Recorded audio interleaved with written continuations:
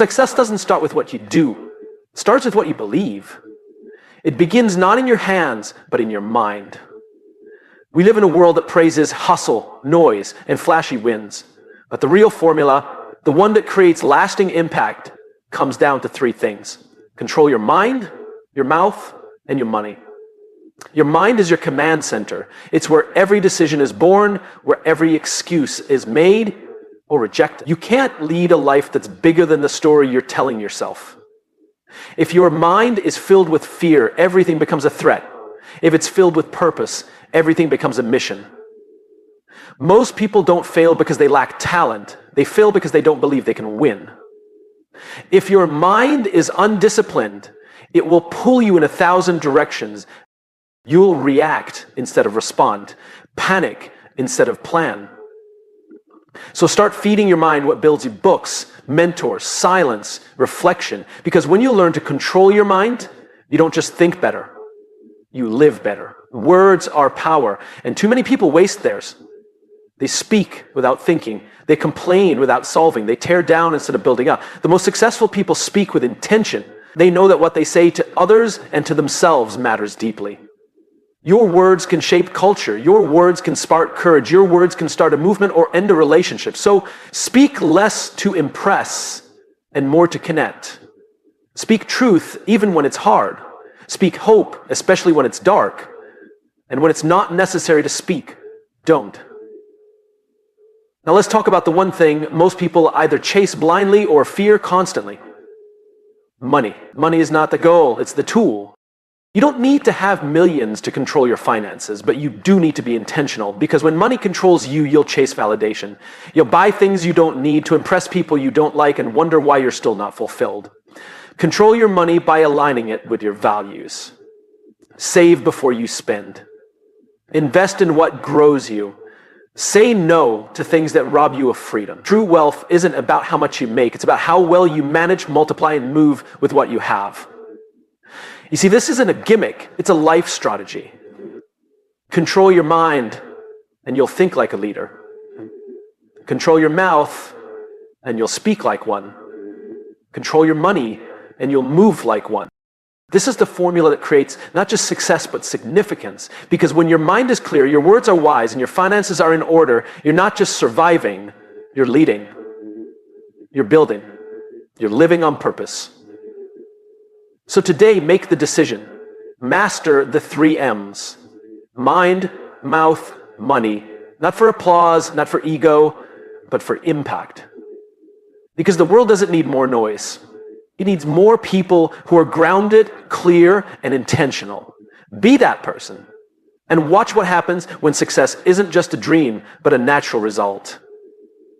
Everything begins in the mind. Before you take a single step, before you speak a single word, it starts with a thought. That quiet little voice inside your head, that's the real driver of your life. And whether you realize it or not, it's either moving you forward or holding you back. Most people don't fail because they're incapable. They fail because they're unconvinced. They've let the voice in their head grow too loud, too negative, too doubtful. I'm not good enough. What if I mess it up? Someone else can probably do this better. These aren't just passing thoughts. They're programs running your life silently every day. And the truth is, if you don't learn to control that inner dialogue, it will control you. You can't live a powerful life with a disempowered mind. The mind is like a garden. If you don't intentionally plant good seeds, thoughts of purpose, confidence, discipline, it gets overrun with weeds. Now here's the tricky part. Those weeds feel real. They sound like truth, but they're not. They're old fears. They're echoes of failure. They're borrowed doubts from people who never chase their own dreams. You must become aware of the thoughts you allow to stay. You don't have to believe everything you think. Just because a thought shows up doesn't mean it deserves a seat at your table. Learn to challenge it. Ask, is this thought helping me or hurting me? If it's helping you, keep it. If it's hurting you, replace it. That's where control begins, not with force, but with awareness. And it takes practice, real, daily practice. Controlling your mind isn't a one-time decision. It's a habit. It's how you show up when things go wrong. It's the discipline to choose optimism over cynicism. It's the self-awareness to pause before reacting, because your thoughts influence your emotions influence your actions, and your actions create your results. Think about how many opportunities you've already missed. Not because you weren't ready, but because your mind convinced you that you weren't worthy. The worst part of self-doubt is how convincing it can sound. But here's something powerful. The voice in your head is not fixed. It can change. It can be trained. You can teach it to encourage rather than criticize. You can rewire it to see challenges as growth, not threats. And when you do that, when you truly master the voice inside, you stop needing constant external validation because your confidence begins to come from within. Controlling your mind also means choosing what you consume, the conversations you engage in, the media you scroll through, the people you spend time with. All of that shapes your thoughts. Guard your attention like your life depends on it, because it does. Where your attention goes, your life follows. Feed your mind with what makes you stronger. Read books that stretch you. Listen to voices that challenge and uplift you. Surround yourself with people who remind you of who you're becoming. This isn't about toxic positivity. It's not pretending everything is great when it's not. It's about mental leadership. It's about telling yourself the truth in a way that moves you, not paralyzes you. Yes, life is hard. Yes, you'll have setbacks. But no, that doesn't mean you quit.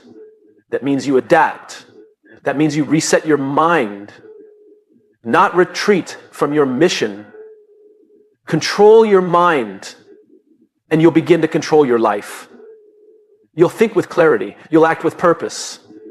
You'll stop living from fear and start living from focus. The most powerful thing you'll ever do is learn to lead yourself from the inside out. And it all starts with mastering the voice you hear the most. Your own. The way you think is not permanent. It's programmable. The beliefs you hold today were shaped by years of repetition, some from experience, some from environment, and some from people who had no idea what they were talking about. And if your thinking was built, it can be rebuilt. Growth starts with the willingness to unlearn. So many of us are walking through life operating on autopilot, running old thought patterns that were installed when we were children, or in moments of failure, or through voices we trusted but shouldn't have. Maybe someone once told you that you weren't smart enough, or talented enough, or deserving of something better, and maybe you believed it. But what if you stopped accepting those thoughts as facts? If you want to grow, you have to challenge the software in your mind. You have to get honest about the thoughts you repeat every day, especially the ones you don't say out loud. Are you constantly predicting the worst? Are you always doubting your own ideas before anyone else gets the chance? That's not strategy. That's fear dressed up as logic. And it's costing you your potential. Rewiring your thinking doesn't mean flipping a switch. It means building a system. It means interrupting the thought loops that no longer serve you and replacing them with patterns that move you forward. Start small. Instead of saying, I always mess this up, try, I'm still learning how to handle this.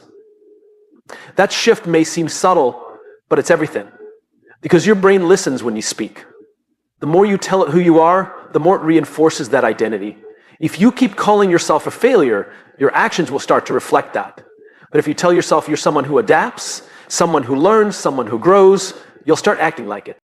People talk about confidence like it's a trait, but confidence is actually a consequence. It's the natural result of taking action based on thoughts that support you.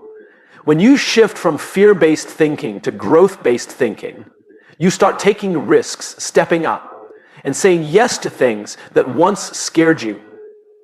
Not because you've eliminated fear, but because you've stopped letting it speak first. And here's something important. Rewiring your mind is not about delusion. It's not about ignoring your problems. It's about looking at them through a different lens. When your thoughts are wired for growth, challenges become feedback, failure becomes data, and discomfort becomes a signal that you're evolving. You also need to understand the role of habits in this process.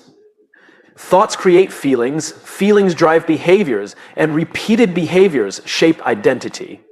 If you want to become a more confident person, start acting like one. If you want to think like a leader, start making decisions like one.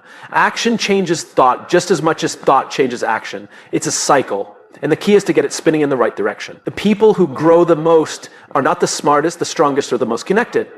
They're the ones who are willing to think differently. They ask better questions.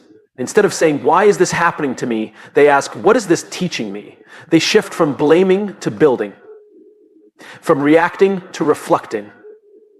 That mindset alone can change the entire trajectory of your life. You're not stuck. You're just thinking the same thoughts too often. Change your thoughts and everything else begins to move. Growth is not about doing more. It's about thinking better. So take control. Install new beliefs. Test new perspectives. Speak new truths. Rewire the patterns and the results will follow. Because when your mind becomes a place of growth, your life becomes a place of transformation. What you say matters. The words you speak, even when you think no one's listening, are shaping your life.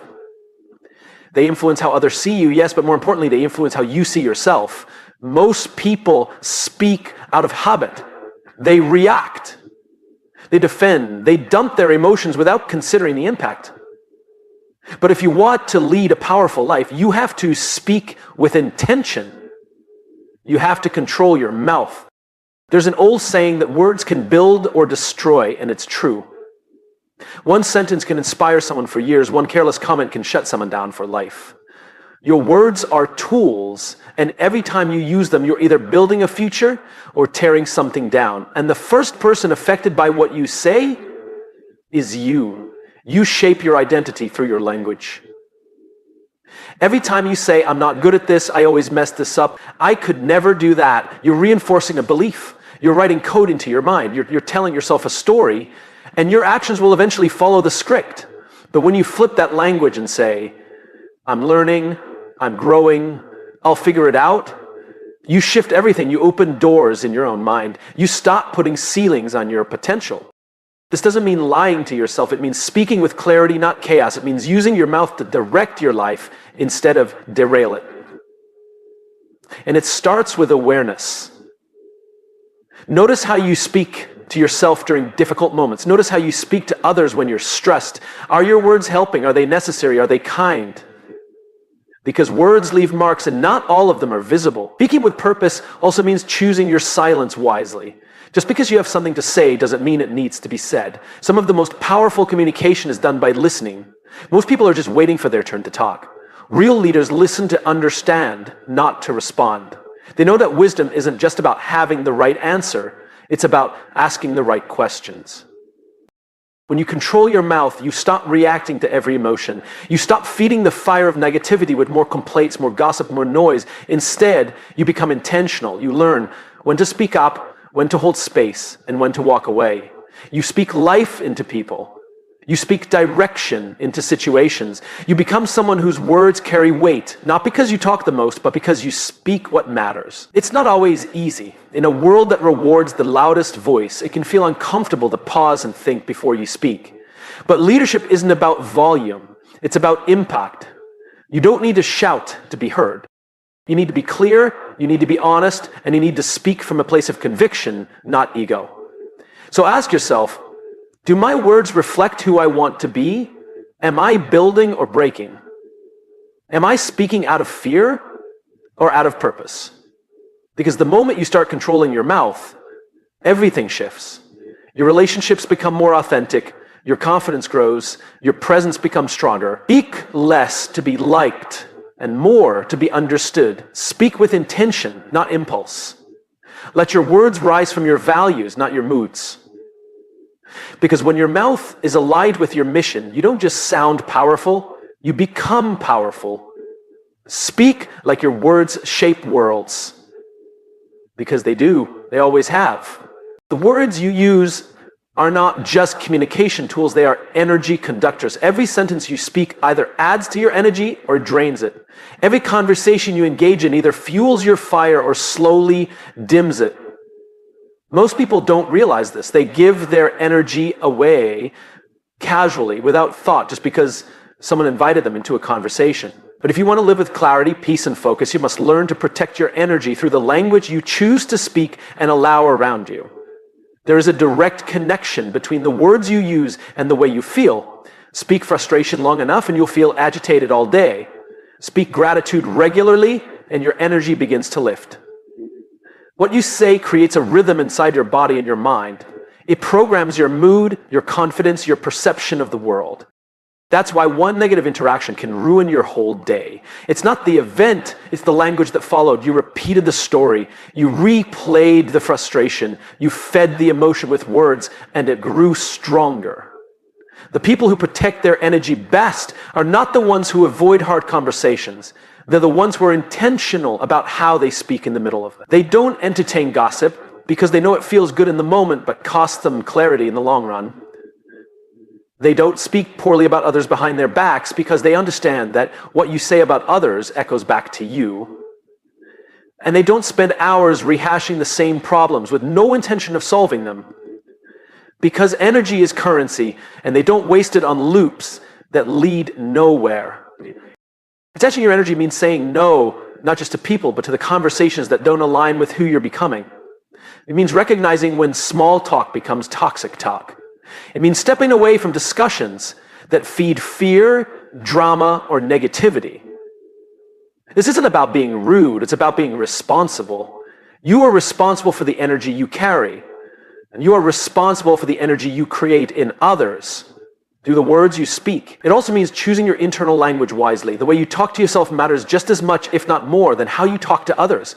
Every time you say, "I'm exhausted, I can't take this anymore, I'm so behind," your body listens. Your nervous system reacts. You begin to live into the language you've chosen.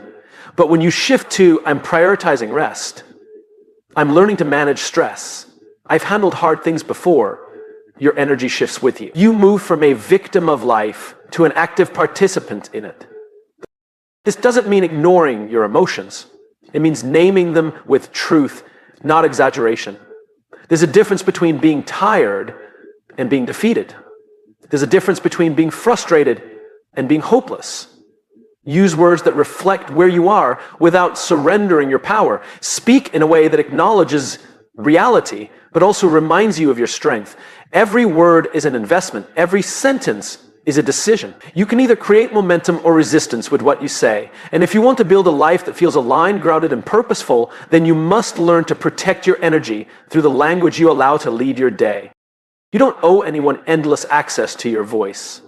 You don't need to explain yourself in every conversation. Sometimes the most powerful way to protect your energy is simply to speak less, listen more, and choose silence over chaos. Because the more intentional you are with your words, the more powerful your presence becomes. And when your language aligns with your values, your energy becomes unstoppable. Money is one of the most misunderstood tools in life. Some people fear it, others chase it endlessly. Some use it to build freedom, while others let it control every decision they make. But here's the truth. Money is not good or bad. It's neutral. It simply reflects how you choose to use it. And if you're not in control of your money is controlling you. There's a big difference between having money and being the boss of your money. A lot of people earn a decent income, but still feel trapped. They're living paycheck to paycheck, not because they don't make enough, but because they've never learned to lead their finances. They spend emotionally. They buy to feel better. They avoid looking at their accounts because it makes them anxious. That's not freedom. That's slavery with a shiny filter. To take control of your money, you first have to take control of your mindset. Stop thinking of money as something that happens to you, and start treating it as something you manage with intention. It's not about being rich. It's about being responsible. It's about knowing where every dollar is going and making sure it's going where you want your life to go. Because if you don't give your money a purpose, it will find one on its own, and usually in someone else's pocket. It starts with awareness, not just what you spend, but why you spend. Are you buying because you need it or because you're bored? Are you upgrading your lifestyle every time you get a raise? Or are you investing in something that grows? Are you filling emotional gaps with purchases? Or are you building something sustainable? These are the questions people don't want to ask. Because the answers require change. But change is the price of freedom. Being the boss of your money means thinking long term. It means living beneath your means, not above them. It means choosing financial peace over temporary pleasure. It's not about denying yourself, it's about designing a life that's built to last. When you're the boss, you don't need to impress anyone. You don't need to explain your choices. You don't need to say yes to every dinner, every sale, every trend. You understand that money is a tool, and tools are meant to build. You also learn the power of saying no. No to unnecessary debt. No to comparison. No to short-term thinking. Because every yes has a price. Every dollar you spend today is a dollar you're not investing in your future. Being the boss of your money means knowing when to hold back so you can move forward with strength. And let's be clear, this isn't about hoarding money. It's about mastering it. It's about creating options. It's about putting yourself in a position where you're not stuck in a job you hate because of bills or staying in a relationship out of financial fear. Money won't solve all your problems, but it will give you choices. And choices are what real freedom looks like. You don't need a six-figure salary to take control. You need discipline. You need clarity. You need to believe that your future is worth more than fleeting comfort. When you manage your money with purpose, you stop living on the edge of anxiety. You gain confidence. You build security. You step into ownership, not just of your finances, but of your entire life. So make the shift. Stop being a slave to your spending and start being the boss of your money. Budget with vision, save with intention, invest with wisdom. And watch how different life feels when money is working for you, not against you. Because the goal isn't just more money. It's more freedom, more peace, and more control over the life you're building. We live in a world that glorifies the lifestyle. The cars, the clothes, the vacations, the constant stream of content showing us how perfect someone else's life looks. And without even realizing it, we start measuring our worth by things that fade. We chase the image, not the impact. But at some point, you have to ask yourself, what are you really building? A lifestyle that looks good in pictures or a legacy that outlives you? A lifestyle is about now. A legacy is about next. A lifestyle is what you consume. A legacy is what you contribute. One is rooted in appearance. The other is rooted in purpose. You get to choose which one you're building every day, not with your words, but with your decision. It's easy to get caught up in the surface. It's easy to spend your energy making sure you fit in, look the part, and feel like you're keeping up. But here's the truth. No one is going to remember you for the outfit you wore, the car you drove, or how many likes your post got. They're going to remember how you made them feel, what you stood for, the example you set, the moments you showed up when it mattered most. That's legacy. Legacy isn't about being famous or making history books. It's about being intentional. It's about choosing to live in a way that creates value, not just comfort. It means asking yourself what kind of ripple you're leaving behind the lives of others. Are people better, stronger, more inspired because they cross paths with you? Or are you just blending into the noise trying to impress people who wouldn't notice if you disappeared? The lifestyle trap is seductive because it gives quick gratification. You buy something new and you feel powerful for a moment. You post something impressive and you get a wave of approval. But those moments are short-lived and they come at a cost. Your time, your peace, your focus. You start living for applause instead of alignment. You chase attention instead of intention. Building a legacy requires patience. It's not always flashy. It's not always visible. It's found in the quiet decisions, the way you treat people when no one's watching, the discipline you carry behind closed doors, the time you invest in things that don't pay off today but will shape someone's life tomorrow. Legacy is slow work, but it's sacred work. Thank you.